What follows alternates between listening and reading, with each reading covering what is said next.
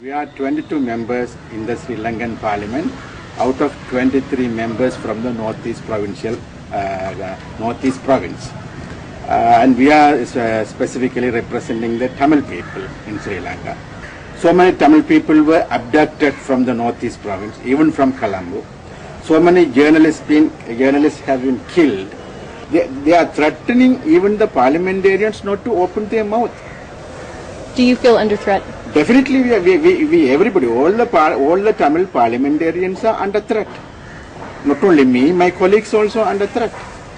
So actually, of course, no, we have to go back. I am here on in a small visit. I have to go back. I will be going back on 2nd of the next month. But in Sri Lanka, whether it's parliamentarians or journalists or intellectuals or anybody else, at the moment, they are very scared to open their mouth because it's like, Nazis rule or like that, if we are support them, okay, are you my friend? Then support us. Or otherwise, you are my enemy. Like George Bush. If you support me, okay, you are my friend. If you criticize me, you are my enemy. That's what the Sri Lankan government is also doing. Most of the area is that belongs to the people, private lands, are under the control of army. So simply the civilians couldn't go back to their own land. They couldn't continue their day-to-day life. Not only that, even the large area in the sea was banned. The fishermen, they can't go to sea. They can't do the fishing. So actually the people, they are under the army control area. They can't do the fishing. They can't do the agriculture works. Gradually, they have to depend on the government for day-to-day life. So these people have been taken from their land and they're put where? They're in the refugee camps. They're in the refugee camps. Actually, even last 15 years, more than 100,000 people, they are in the refugee camp only in Jaffna, apart from other areas. You see? So actually, when we were asking that, the government is not cooperating with us, because government always listen to the army. Army always sees things through the security point of view. They said if they allow the people, there will not be any security for them.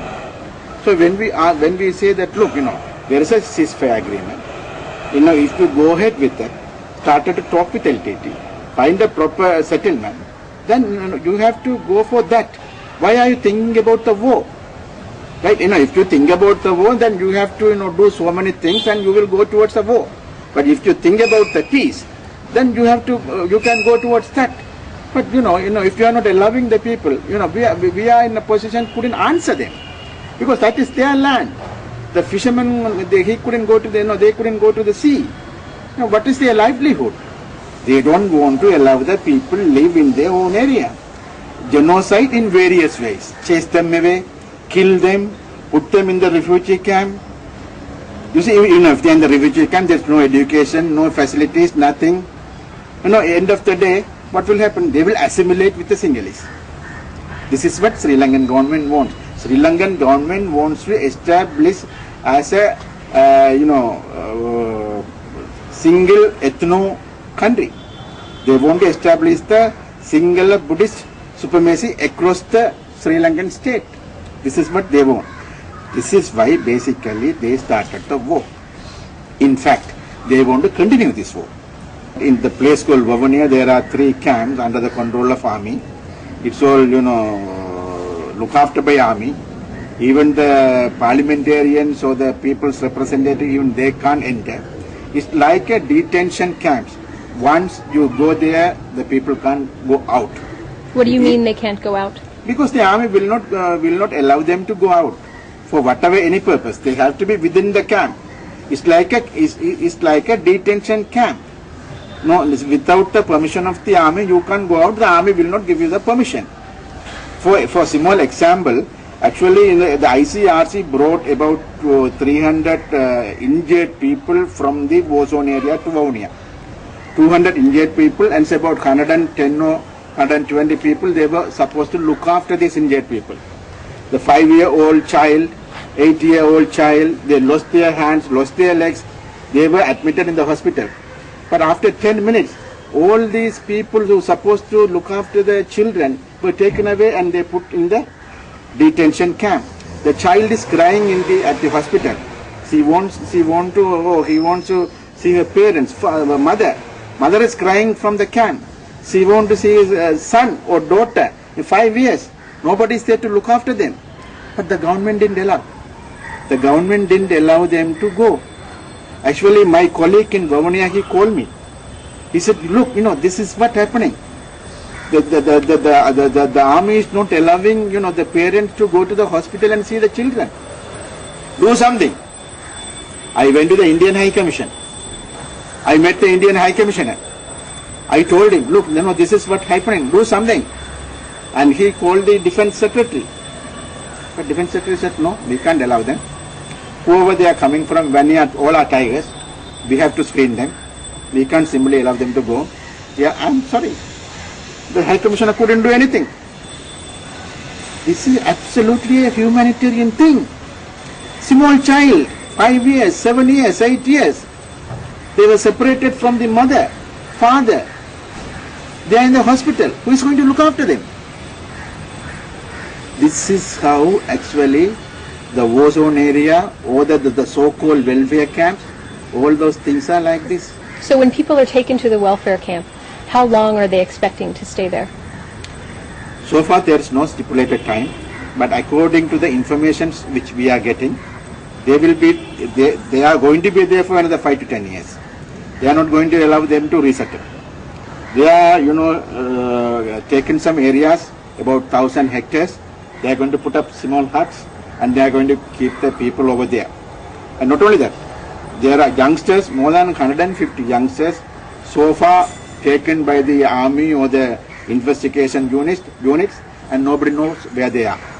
So the youngsters who are coming from the war zone area to the so-called welfare camp, or under the control of army, they are just vanishing. Actually, the army has taken them in the nights, and the very next day, nobody knows where they are. That is the situation. Now the ICRC is taking the injured people by sea from the war zone area to a place called Tringamalai. The Tringamalai, there's again a Tamil area where, as I told you, my parliamentary group leader belongs to that area, Mr. Sambandhan. He contacted the doctor and he said, I want to come and meet the injured people because he is an elected representative from that area. The doctor said, well and good, you can come and meet the people, so there's no problem. Then he informed the police because as a parliamentarian, he is having a security risk. He informed the police. Police said, that is not under our control, that is the control of the army, please talk to them. Then he contacted the army. In the beginning, army said, okay sir, you can come, you can see the people. But within 1 hour they called him again and said, you have to get the permission from the Ministry of Defense. You see, to go to the hospital, which is in his electorate, to meet the injured people, he has to get the permission from the Ministry of Defense from Colombo. Then he contacted the Ministry of Defense. The secretary is Khotabaya Rajapaksa. He is the brother of the present president. He contacted him and he asked him, look, I want to visit the hospital. I want to see the injured people. I am sorry sir, you can't go because we are having a policy decision not to allow any other people to the hospital. Then he said, no, in that situation I have to talk to your brother, the president of this country, to get the permission to go. He said, even the president can't overrule my decision. The defense secretary says, even the president can't overrule my decision. This is how things are functioning in Sri Lanka. Regularly, we are meeting the international community, we are meeting the mission people in Colombo, Americans, British, Europeans, Indians, everybody. We are going all over the world and meeting them, telling them what is happening, what is ground reality. Everybody knew it. Nobody is denying that. Everybody knew that there is a total impunity in Sri Lanka. Everybody knew that there is an unwanted war is going on in Sri Lanka. Everybody knew that the Sri Lankan government is bombarding his own citizens. But we are helpless. Nobody is coming forward to support us. Nobody is coming forward to solve this problem. They are seeing the Sri Lankan government as a state.